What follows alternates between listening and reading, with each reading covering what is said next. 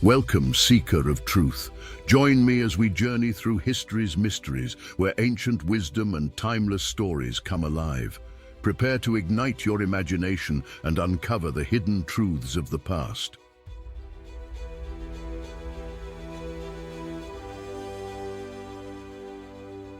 Ever get the feeling there's like a whole different way to think about spirituality? One that kind of turns the usual ideas upside down. Well, that's what we're diving into today. The wisdom of Mary Magdalene. You might know her from the Bible, but we're going way beyond that familiar story. Yeah. We're doing a deep dive on the Gospel of Mary Magdalene. Okay. And no, not in that Bible. This is a whole other thing. Right. And get this, it challenges how we see sin, awareness, even what it means to be, spiritually whole. The Gospel of Mary Magdalene, it really shakes things up by tackling this concept, sin. It's a big deal in a lot of religions, It's right? food. But instead of just like rules, it has this radically different view. Yeah, she doesn't beat around the bush, does she? She's like, there's no such thing as sin. Can you imagine hearing that for the first time? Well, If you'd grown up with, the more traditional take. yeah, definitely makes you stop and think. Yeah. But it's not about just going wild, consequence-free. Oh, okay. It's more about realizing that sin is really us misunderstanding our true nature.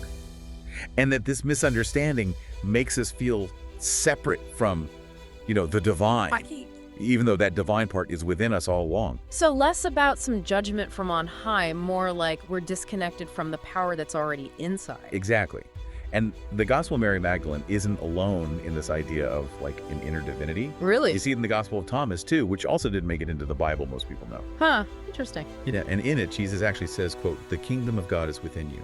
So about these Gospels, they point us towards self-awareness, inner transformation. That's the path to spiritual wholeness, not just following rules. It makes you wonder, if we stop seeing our screw-ups as, sins, big failures, but as chances to reconnect with that inner divinity, would that change everything? Such a powerful question. How would that shift? Change how you approach life, your everyday choices. Yeah. And here's what really gets me, this idea that sin is a misunderstanding. It's not just Mary Magdalene. Oh, absolutely not. You find echoes of this across different traditions. Look at Buddhism. Suffering, it's seen as coming from ignorance and attachment. Right. Which lines up perfectly with Mary Magdalene saying, sin is not understanding who we truly are. So both are saying, a lack of clear seeing leads us to actions that cause suffering. Exactly. And for something completely different, there's the Emerald Tablet. Oh, It's this old Hermetic text. It has that famous line, as above, so below. Simple, right? Sure. But it's deep. Our insides reflect outwards. Inner peace, outer peace. When we aren't true to ourselves, we mess up that balance inside and out. Wow. It's kind of mind-blowing that these totally different sources, early Christian, Buddhist, ancient Egyptian, they're all saying similar things about how our inner world shapes our reality. It is. Speaks to some universal truth, don't you think? I do. But let's loop back to your earlier point. If there's no sin, does that mean actions don't have consequences? Right, because that can't be right, can it? Totally natural question. And here's where the Gospel of Mary Magdalene gets even more interesting. It stresses how sin is an illusion, but we still got to live in the real world. Yeah.